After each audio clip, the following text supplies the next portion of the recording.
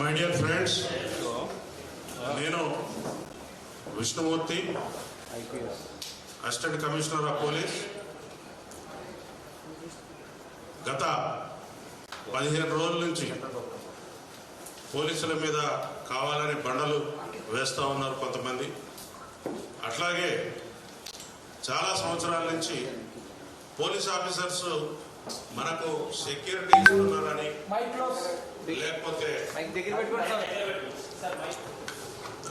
లేకపోతే ప్రజలను రక్షించడంలో నిమగ్నమై ఉన్న పోలీస్ ఆఫీసర్స్ మీద అవాకులు చవాకులు పేరుతో వారి యొక్క ఆత్మస్థైర్యాన్ని దెబ్బతీయడం కోసం చాలామంది, ఒక విధంగా చెప్పాలంటే బడా బాబులు అంటే డబ్బు మదంతో పోలీసు ఆఫీసర్స్ మీద అవాకులు చవాకులు పేలుతూ ఉన్నారు. ఈ మధ్యకాలంలో వారి యొక్క ఇన్వెస్టిగేషన్ని కూడా ప్రభావితం చేసే విధంగా మాటలు మాట్లాడుతూ ఉన్నారు. కొంతమంది ప్రెస్ కాన్ఫరెన్స్లు పెట్టి కూడా ముద్దాయిలుగా ఉన్నవాళ్ళు, కోర్టుల ముందు ముద్దాయిలుగా ఉన్నవాళ్ళు కూడా ప్రెస్ కాన్ఫరెన్స్లు పెట్టి మేము ఇది జడ్జిల పోస్టు వీళ్ళే చేస్తూ కొన్ని సంఘటనలను వీళ్ళు ప్రజల ముందు తప్పుగా ఎక్స్పోజ్ చేస్తూ ఉన్నారు. ఉదాహరణకు నిన్న ఒక ఫిల్మ్ యాక్టర్ ఒక ప్రెస్ మీట్ పెట్టి ఇది యాక్సిడెంట్ ఎవరు తప్పలేదని చెప్తా ఉన్నాడు. ఆయన జడ్జి పదవి వహించి చెప్తా ఉన్నాడు. మరి ఇట్లాంటి వాటిని మన ప్రసారాలు కూడా ఎట్లా పడితే అట్లా ప్రసారం చేయడం అనేది ప్రజలకు తప్పుడు సంకేతాలు పోతాయి. ఇప్పుడు ఎవరైనా కూడా అతని మీద ఎవరికి పగుండదు.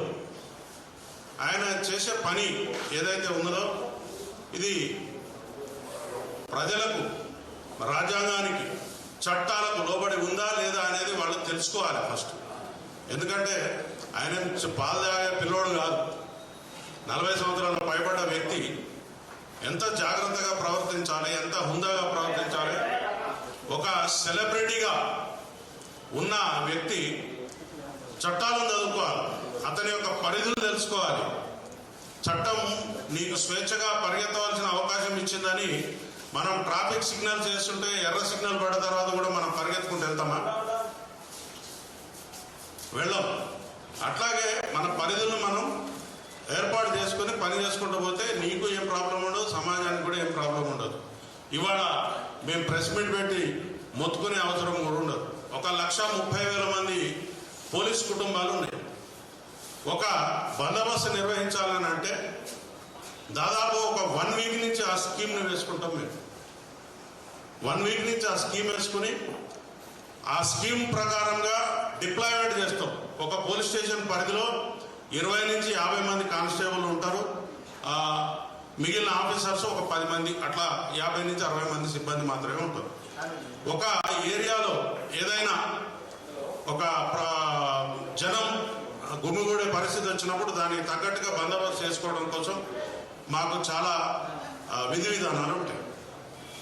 ఇప్పుడు నాకు అర్జెంటుగా ఉంది కాబట్టి, నాకు అర్జెన్సీ ఉంది కాబట్టి నాకు బందోబస్తు ఇవ్వండి, నేను ఒక 1,00,000 మందిని జమ చేసుకుంటా, 10,000 మందిని జమ చేసుకుంటా అంటే అప్పటికప్పుడు సాధ్యం కాని విషయం. అది దానికి ఒక ప్రొసీజర్ ఉంటుంది. ఆ ప్రొసీజర్ ప్రకారమే పోవాల్సి ఉంటుంది.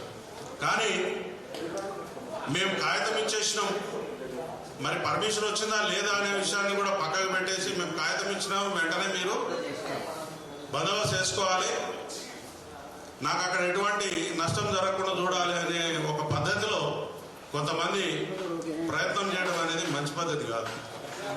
నేను ఈ ప్రెస్ మీట్ సందర్భంగా ముఖ్యంగా పోలీసులను నోటుకొచ్చి మాటలు తిడతా ఉన్నారు ఒక్కొక్కడు. కొన్ని సందర్భాల్లో అయితే పొలిటీషియన్లు కూడా బూతులు తిడతా ఉన్నారు పోలీస్ ఆఫీసర్లు. అది మీడియాలో కూడా చాలా సందర్భాల్లో వచ్చింది. కానీ మేము సహించుకుంటూ ఉన్నాం. ఒక్క 10 నిమిషాలు పోలీస్ ఆఫీసర్స్ మేము మాకు ఉద్యోగం చేయమని వదిలిపెట్టిపోతే మీ బతుకులు ఎక్కడుంటాయో ఆలోచించుకోండి. ఎక్కువ తక్కువ చేసి ప్రతిరోజు కూడా మార్నింగ్ 6 o'clock నుంచి మళ్ళీ పొద్దుగాల 6 గంటల వరకు పోలీస్ మరి భోజనం చేస్తాడా, మంచినీళ్ళు తాగుతాడా, ఆయనకి ఫెసిలిటీస్ ఉన్నాయా, ఇట్లాంటి వాటి గురించి ఎవ్వరు మాట్లాడరు. ఉన్న వాటిలో పరిసరాలను అర్థం చేసుకుని అక్కడికక్కడనే వాళ్ళు శారీరక అవసరాలు తీర్చుకుంటూ కూడా ఇల్లు ఆకిలు పట్టకుండా పనులు చేస్తూ ఉంటారు. అందరూ పండుగలు చేసుకుంటుంటే పోలీస్ ఆఫీసర్ రోడ్ల మీద ఉంటాడు. అందరూ ఎంజాయ్ చేస్తామంటే పోలీస్ ఆఫీసర్ బయట గేట్ దగ్గర ఉంటారు. ఎందుకు? Trained officers. ఈ సమాజం కోసం ట్రైనింగ్ ఇచ్చిన ఒక వ్యక్తి ఆయన అన్ని పరిస్థితుల్లో తట్టుకొని నిలబడతాడనే ఒక ఉద్దేశంతో ఆయన పనిచేస్తాడు. కానీ మేము కూడా మనుషులమే, మాకు కూడా ఆకలి ఉంటుంది, దప్పిక ఉంటుంది, ఫ్యామిలీ ఉంటుంది, అన్ని విషయాలు ఉంటాయి. మరి మా యొక్క స్థితిని వీళ్ళు గమనించకుండా ఏదో ఒక నోటికొచ్చిన మాట మాట్లాడి అవమానపరచడం కోసం ప్రయత్నం చేస్తూ ఉంటే ఇది మంచి పద్ధతి కాదు. ఎవరి మీద ఎవరికి కోపాలు ఉండవు, తాపాలు ఉండవు. నువ్వు చట్టాన్ని అనుగుణంగా పనిచేస్తే నీకు ఒక మర్యాద ఉంటుంది. చట్ట ప్రకారం పోకపోతే మీకు రెస్పెక్ట్ ఉండదు. సింపుల్ విషయం ఇది.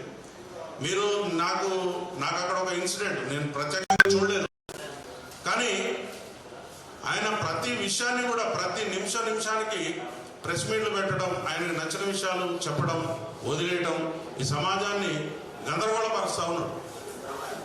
అసలు ముద్దాయిగా ఉన్నవాడు ప్రెస్ మీట్ పెట్టచ్చా? ఆయనకు అది అధికారం ఉందా? ఆయన వారి యొక్క అభిప్రాయాలను ప్రజల్లో చెప్పొచ్చా? ఆయన రిమాండ్ ఖైదీ, ఆయనకు ఇంటర్మ్ బెయిల్ అయితే వచ్చింది, కానీ ప్రెస్ మీట్ పెట్టే అధికారం ఆయనకు ఉన్నదో లేదో నాకు తెలియదు, వారే చెప్పాలి. మరి ఇంకో విషయం కూడా చెప్పారు నిన్న. ఏం చెప్తా ఉన్నాడు? మీలాంటి ఒక మిత్రుడు ఆయన ప్రశ్న అడిగితే ఆ విషయాలు చెప్పకూడదండి, నేను కొంత అమౌంట్ ఇస్తున్నా, మా సుకుమార్ గారు ఇస్తున్నారు, ఇంకొకళ్ళు ఇస్తున్నారు, దాన్ని ట్రస్ట్ పెట్టి మేము వేరే రకంగా దాన్ని ప్లాన్ చేస్తున్నామని చెప్పినాడు ఆయన. ఆ విషయం చెప్తే ఏమవుతుంది? ఆయన కేసులో ముద్దాయి ఎవరైతే బాధితులు ఉంటారో వాళ్లకు ఇండైరెక్ట్గా బ్రైబ్స్ ఇవ్వడం కిందకి వస్తుంది. అసలు ఈ విషయాలన్నిటి కూడా కోర్టు వారి దృష్టికి తీసుకుపోయి ఆయన బెయిల్ క్యాన్సిల్ చేయవలసిన అవసరం ఎంతైనా ఉంటుంది. ఎందుకంటే చట్టవిరుద్ధంగా ఆయన ప్రెస్ మీట్లు పెట్టడం, ప్రజలను గందరగోళం చేయడం, లేకపోతే ఒక డిపార్ట్మెంట్ మీద మాకెవరు మంచిగానే ఉన్నారని చెప్పుకుంటూ కూడా బండలు ఇసిరేయడం అనేది మంచి పద్ధతి కాదు. మీరు చూశారు, ఏ పోలీస్ ఆఫీసర్ కూడా నన్ను సంప్రదించలేదు, చేతులకు చెప్పారని చెప్పారు. ఆయన కాన్వాయ్ దగ్గర ఎవరైనా పోలీస్ ఆఫీసర్ మీకు కనిపించినారా? ఎంతో దూరంగా ఉన్నారు, 2 మీటర్లు 3 మీటర్లు దూరం ఉన్నారు. ఆ వెహికల్ దగ్గర ఎవరైనా కనిపించారా? చాలా మీడియాలో చాలా క్లిప్స్ వచ్చినాయి. ఆయన అక్కడ ఏం జరిగిందో అనే విషయాన్ని పక్కకు పెడితే ఆయన ఒక బాధ్యత గల పౌరుడిగా ప్రవర్తించలేదు అనే విషయాన్ని చెప్పగలం. ఎందుకంటే ప్రాథమిక హక్కులు ఎంతైతే కఠినంగా మన అమలు పరచాలని కోరుకుంటామో ఆయన యొక్క విధులు కూడా ఉంటాయి. ఒక మనిషి బాధ్యతలు, విధులు ఉంటాయి. లేమ్యాన్ చదువురాని వాడు, ఈ సమాజంలో ఎటువంటి ప్రాతినిధ్యం లేనివాడు, నాకు ఈ చట్టాల గురించి తెలియదంటే నడుస్తుంది. కానీ నువ్వు సెలబ్రిటీగా ఉండి, నువ్వు కొన్ని వ్యవస్థలను శాసించే పరిస్థితిలో ఉండి, నువ్వు తిరగబడే పరిస్థితిలో ఉండి నాకు చట్టం తెలియదు, నేను వెళ్తా, నేను ఉంటా అంటే ఇట్ ఈస్ నాట్ కరెక్ట్. ఇంకొక విషయం ఏంటిదంటే, నా దగ్గర డబ్బులు ఉన్నాయి కదా అని 50 మందికి మనుషుల్ని పట్టుకుని పోయి ఎక్కడ పడితే అక్కడ దౌర్జన్యం చేయటం అనేది కూడా కరెక్ట్ విషయం కాదు. వారు ఆ బౌన్సర్లను పెట్టుకుని బయటకు వచ్చే సందర్భంలో కూడా వారికి పర్మిషన్ ఉందా? ఆ బౌన్సర్లు ఏ చట్టం ప్రకారం కనపడే వాళ్ళందరినీ నూకేసుకుంటూ వెళ్ళిపోయినారు, వాళ్ళు చేసినందువల్లే ఇక్కడ ఆ పని జరిగిందని చెప్తా ఉన్నాం. ఒక వ్యక్తి మరణిస్తే కనీసం తోలబోయేటోళ్ళు దగ్గరుండి ఏం జరిగిందని కనీసం 1 నిమిషం ఆగి వెళ్తారు. చిన్న యాక్సిడెంట్ అయితే, ఒక కుక్క పిల్ల చనిపోతే, లేకపోతే ఒక పశువు చనిపోతేనే మనం ఆగి దాని గురించి తెలుసుకుంటాం. నీ కళ్ళ ముందు ఇంత వ్యవస్థ జరిగి 2 మనుషులు శవాల్లా పడిపోయి ఉంటే మీరు ఎట్లా వెళ్ళిపోతారు? సామాజిక బాధ్యత మీకుందా? సామాజిక స్పృహ మీకున్నదా? వెళ్ళిపోయిన తర్వాత ఆయన కళ్ళలో నాకు ఎటువంటి పశ్చాత్తాపం కనిపించలేదు.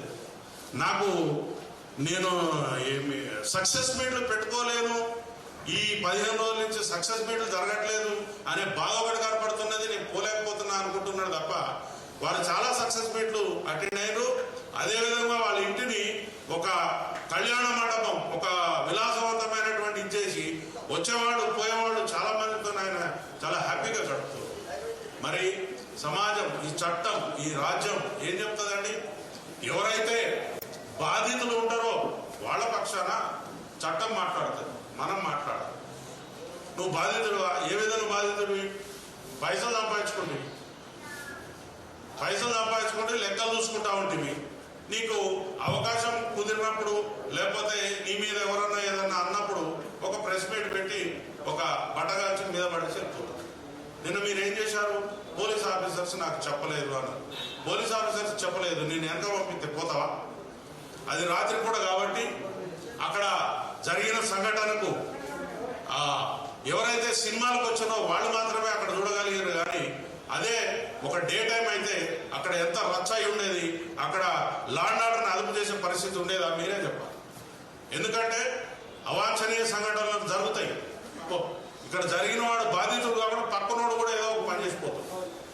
అంత చిన్న ఇరుకైన స్థలంలో ఇంతమందిని గ్యాదరింగ్ వద్దు అని చెప్పి మా పోలీసు వారు చెప్పిన తర్వాత కూడా పోలీసు వారు ఎట్లా చెప్తారు సార్ అని మీరు అంటారు. ఒక అప్లికేషన్ నా దగ్గరికి వస్తుంది, ఆ అప్లికేషన్ మీద నేను ఎటువంటి రెస్పాన్స్ ఇవ్వకపోతే దాని మీద మీరు మాకు పర్మిషన్ వచ్చిందా లేదా అని కాగితం మీద రాపించుకుని తీసుకుపోవాల్సినటువంటి బాధ్యత ఎవరైతే నిర్వాహకుడు ఉంటాడో అనుకుంటారు. సింపుల్ విషయాలు. మనం ఒకళ్ళ ఇంటికి పోతాం, తలుపు కొడతాం, తలుపు తీయలేదని చెప్పి సక్క ఇంట్లో పోయి కూర్చుంటామా? నేను తలుపు కొట్టిన సార్ చాలాసేపు అడిగినా. నీకు ఒక బాధ్యత ఉంది, రెస్పాన్సిబుల్. అది పబ్లిక్ ప్లేస్. నువ్వు బాధ్యత ఉన్నప్పుడు ఆ రెస్పాన్సిబిలిటీని భుజం మీద తీసుకోవాలి. నువ్వు తెలుసుకోవాలా, తెలవకపోతే తెలుసుకోవాలి. కానీ నీ సినిమాలలో కూడా ఏం పెడుతున్నావు?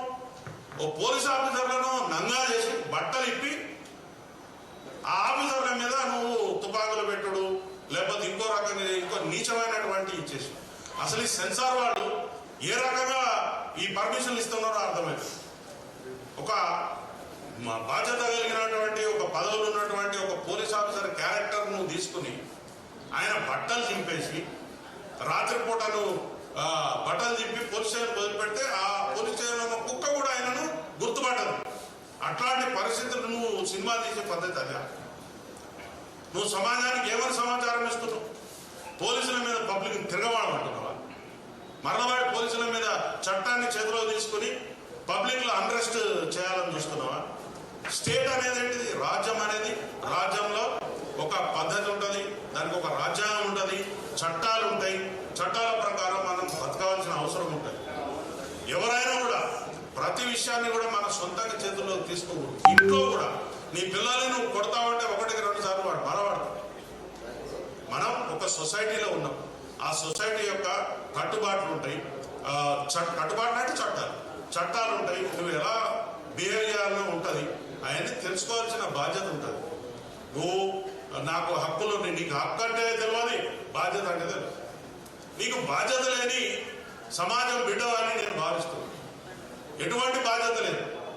130 మంది 1,30,000 కుటుంబాలు ఉన్నటువంటి పోలీస్ డిపార్ట్మెంట్ ఈ సమాజాన్ని ఆర్డర్లో పెట్టడం కోసం అనునిత్యం ప్రతిరోజు ప్రతి క్షణం పనిచేస్తా ఉంది.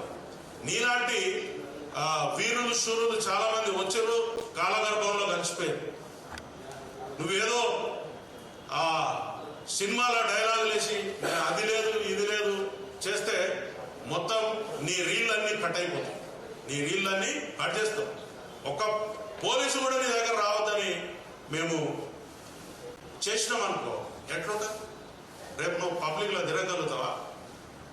ప్రైవేట్ సైన్యాన్ని నల్ల బట్టలు వేసుకుని ఆయనకి ఏం తెలుసు? ట్రైనింగ్ చేసింది ఆయన. చట్ట ప్రకారం ఆయనకు ఉందా? చట్ట ప్రకారం ఆయనకు తుపాకులు పట్టుకుని నీ వెనకాల పబ్లిక్ని దొమ్మిలకు ఉసుకొల్పే అధికారం ఉందా మీకు? లేదు. చక్కగా సన్నాయి నొక్కుతా ఉన్నారు అక్కడ వచ్చి. మీరు అసలు రెస్పాన్సిబిలిటీ లేదు, నీకు పబ్లిక్ రెస్పాన్సిబిలిటీ లేదు. వచ్చినావు ఈ జూబ్లీ హిల్స్ లాంటి ఇవి తెలంగాణ గడ్డకు హృదయం లాంటి జూబ్లీ హిల్స్ లా రూపాయలు ఖర్చు పెట్టకుండా భూములు జాగ్రత్త వచ్చినాయి మీకు. అవి పబ్లిక్ పైసలు, ప్రజల యొక్క సొమ్ము. నువ్వు ఒక ఇండస్ట్రీని డెవలప్ చేస్తావని చెప్పి మీకోసం మా త్యాగాల మీద మేము ఇచ్చిన సొమ్ము తీసుకున్నారు. ఎంజాయ్ చేయండి, కట్టుకున్నారు, లీజ్ అయిందా ఉండండి. కానీ మీరు అక్కడ ఎటువంటి దుర్మార్గాలు చేస్తున్నారు అంటే అడిగేటోడు లేడని,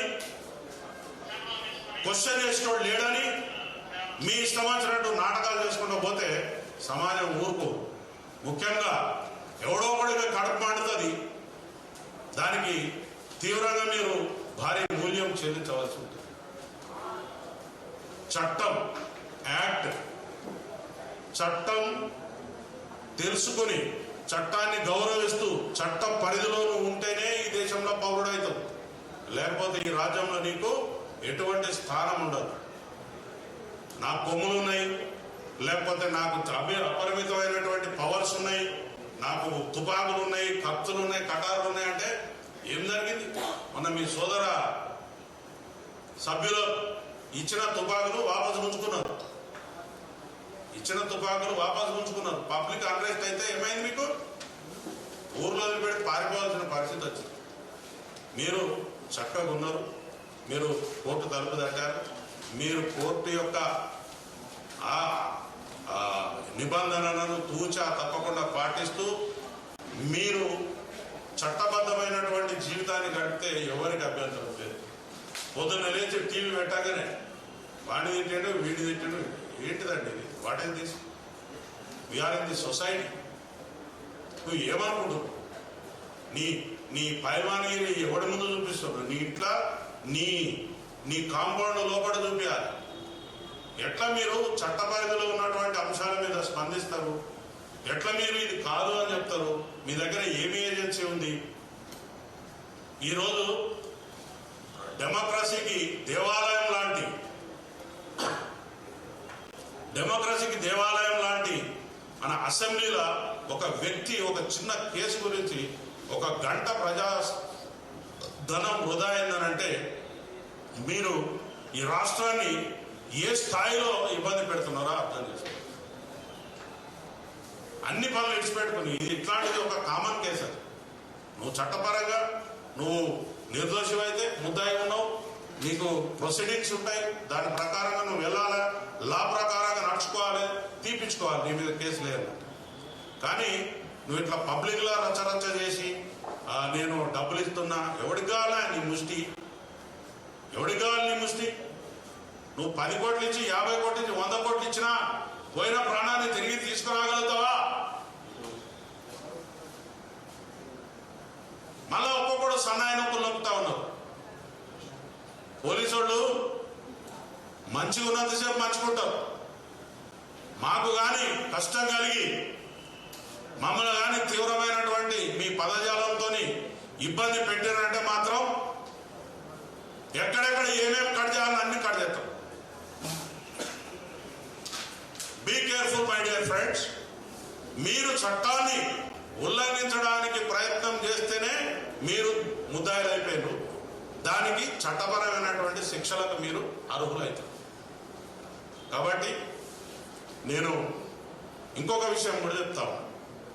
మీరు ఇంటి నుంచి బయటకు వెళ్ళేటప్పుడు, బయట నుంచి ఇంటికి వచ్చేటప్పుడు ఒక రకరకాల కాన్వాయ్లు దర్పం ప్రదర్శిస్తూ ఉంటారు. ఆ దర్పం కూడా అవసరం లేదు, సైలెంట్గా పోయి ఎవరు చాలామంది ఉన్నారు. చిన్నప్పుడు మీరు ఏం సినిమాలు తీస్తున్నారండి? సమాజానికి ఉపయోగపడే సినిమాలు తీస్తున్నారా? భారతదేశ కీర్తి ప్రతిష్టలు ఇన్మడింపజేసే సినిమాలు తీస్తున్నారా? రైతు కుటుంబం సినిమా తీస్తున్నారా? లేకపోతే ఏమన్నా నర్తనశాల సినిమా తీస్తున్నారా? లేకపోతే మన సందేశాత్మకమైన సినిమాలు తీస్తున్నారా? సాగర సంగమం లాంటి ఏమన్నా? మీరు ఏం సినిమాలు తీస్తున్నారు? దొంగతనం ఎట్లా చేయాలి, లంగతనం ఎట్లా చేయాలి, ఎట్లా పారిపోవాలి? కనీసం మహిళలు అంటే మీకు గౌరవం కూడా లేదు. మహిళలు అంటే గౌరవం కూడా లేదు నీకు. ఇంతవరకు ఎవరు అడిగి ఉండడు ఈ ప్రశ్న. నువ్వు హీరోయిన్ పట్టుకుని ఏమంటావు? అరే 1000 రూపాయలు ఇస్తా, అది ముద్దు వేరే అడుగురా అంట. ఇదే నువ్వు నేర్పించేది? ఏం నేర్పిస్తున్నావు సమాజానికి? ఒకసారి సినిమా తీసేటప్పుడు మా బిడ్డలు గరీబోళ్ళు ఎందుకు తీసి నీ 3,000 5,000 రూపాయల టికెట్ల కొని ఎందుకు పోవాలి? దానికి ఒక హైప్ క్రియేట్ చేస్తున్నావు. దానికి ఒక థియేటర్ లేకుండా, ఇంకొక కొత్త సినిమా లేకుండా మీరు సినిమాలను పంచుకొని టైంలీ నెలకొకటి సినిమా పెట్టుకోవాలా. ఆ సినిమా తప్ప ఇంకొక సినిమా ఆడద్దు. ఏముంది మీ దాదాగిరి? మీకు రైట్ ఉందా? ఒక ఉపాయం ప్రకారం నీ సినిమా తప్ప ఇంకొక సినిమా లేకుండా చేసి ప్రజలను ఆ సినిమానే ఖచ్చితంగా చూసేలా మీరు మలుపుతా ఉన్నారు. ఒక కెనాల్ వాటర్ పోతుంటే ఏ పంట పొలంలోకి మలపాలో రైతుకు తెలిసిన లాగా మీరు దీన్ని పండించుకుంటున్నారు. సినిమా టాకీస్లా రేట్లు 100 రూపాయలు, 50 రూపాయలు, 20 రూపాయలు. ఆ రేట్లు 100 పక్క 4 సున్నాలు, 25 పక్క 2 సున్నాలు. ఏంటిదండి? What is this? నిన్నెవరు మేము బతిరాండి మా కోసం ఒక ఇట్లాంటి సినిమా తీసి పెట్టాలి. నేను ఇక్కడే చెప్తున్నా, నువ్వేమన్నా పారాంజీ సినిమాలు చూస్తున్నావా బాబు? ఈ దేశాని కోసం ఏమన్నా చెప్తున్నావా? అట్లాంటి సినిమాలు చూస్తే ఏమన్నా జ్ఞానం వస్తుంది. జై భీమ్ లాంటి సినిమాలు చూస్తే రాజ్యాంగం గురించి తెలుస్తుంది. లేకపోతే చారిత్రాత్మకమైన సినిమాలు చూస్తే, కోడెనాగు లాంటి సినిమాలు చూస్తే కులాన్ని ఎట్లా విడగొట్టాలో తెలుస్తుంది. నిప్పు లాంటి మనిషి సినిమా చూస్తే ఒక పోలీస్ ఆఫీసర్ ఎంత గొప్పగా ఉద్యోగం ఎదురడో తెలుస్తుంది. ఒక మత సామరస్యం ఎట్లుండాలో తెలుస్తుంది. నువ్వు చేసేదేంటి? నువ్వు చేసేదేంటి? నీకు ఎవడిస్తున్నాడు గైడెన్స్? చెప్పేది ఒకటి, చేసేది ఒకటి. మీరు మీ తోలు మంచిగా ఉంచుకోకపోతే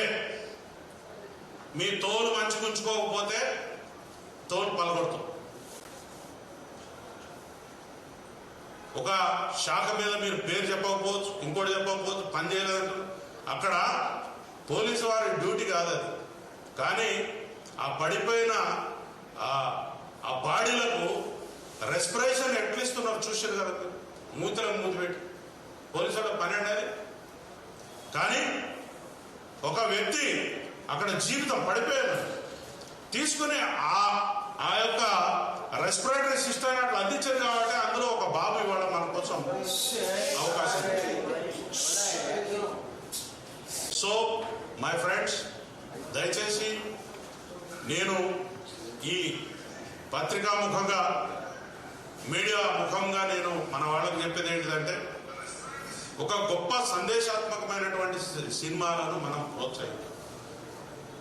సందేశాత్మకమైన సినిమాలు చాలా ఉన్నాయి, ప్రోత్సహిద్దాం. కానీ మనం ఏ పని చేసినా కూడా సమాజ శ్రేయస్సును దృష్టిలో పెట్టుకుని సొంత లాభం కొంత మానుకో పొరుగు వారి కోసం పాటుపడవని చెప్పినారు మన కవు. అది చదువుకోండి, నేర్చుకో, సబ్జెక్టు నేర్చుకో. నువ్వు గొప్పగా నీకు హావభావాలు ప్రకటించడం రాదు, నటించడం రాదు, చచ్చిపోయిన మనిషి గురించి చెప్పడం నీకు అంతకంటే రాదు. నువ్వు ఎట్లా నటుడివైనా నాకు అర్థం కాదు. చెప్పు. నువ్వు చెప్తున్నావు అదే నాకు పైసలు రాలేదు, నా సినిమా డుమ్మా అన్నది, ఇజ్జత్ మొత్తం పోయింది.